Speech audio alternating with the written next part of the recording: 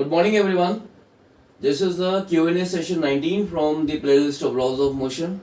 The topic is constrained motion, and for this session I have taken one question which is written on this board. So this is the figure which was provided along with this question. Now in this question there is a pulley block system in which the block, this M2, is moving towards the right with a constant speed of 1 meter per second. So we have to find the speed of this block M1 which is resting on this fixed block with respect to the ground. So in the session number 16 we have studied that in the case of constraint motion, the algebraic sum of the product of tension and velocity of the individual blocks is equal to 0, and the algebraic sum of the product of tension and acceleration of the individual blocks is also equal to 0 in the case of constraint motion. So these were the two important formulas which we have studied in the session number 16. Now I will be using the formula, that is the algebraic sum of the product of tension and velocity of all the individual blocks in a constraint motion is equal to 0, and by using this formula we will be able to find the speed of this block M1 with respect to the ground which is resting on this fixed block. Now let us consider that the tension in the string is T. So now since the tension acts away from the body, therefore for this block M1 the tension will be acting in this direction. For this block M2 the tension will be acting in this direction,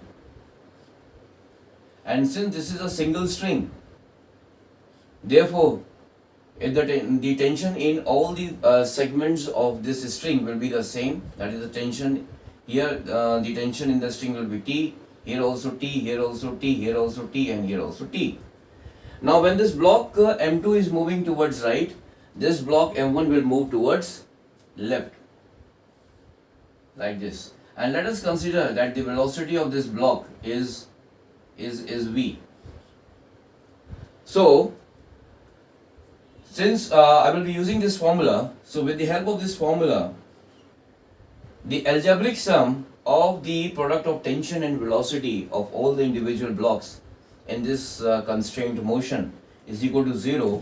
So therefore, now I will be first of all considering this block M2. So in this block M2,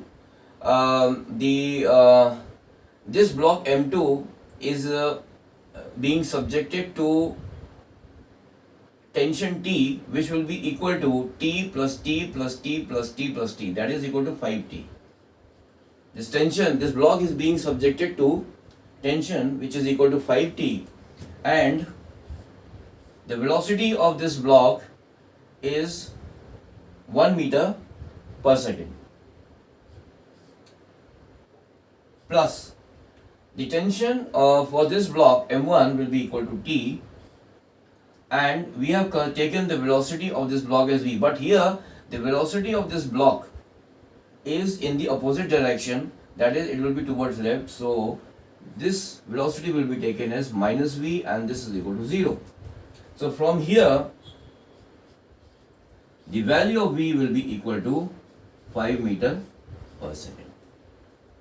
So this question was very simple. You have to simply use this formula, that is the algebraic sum of the product of tension and velocity for all the individual blocks in a constraint motion is equal to 0. So using this formula we have been able to find the speed of this block M1 with respect to ground, which is equal to 5 meter per second. So thank you very much for joining this session. In the next session, I will be again coming up with a different type of a question, but the topic will remain the same, that is constraint motion. So till then, have a nice day. Bye.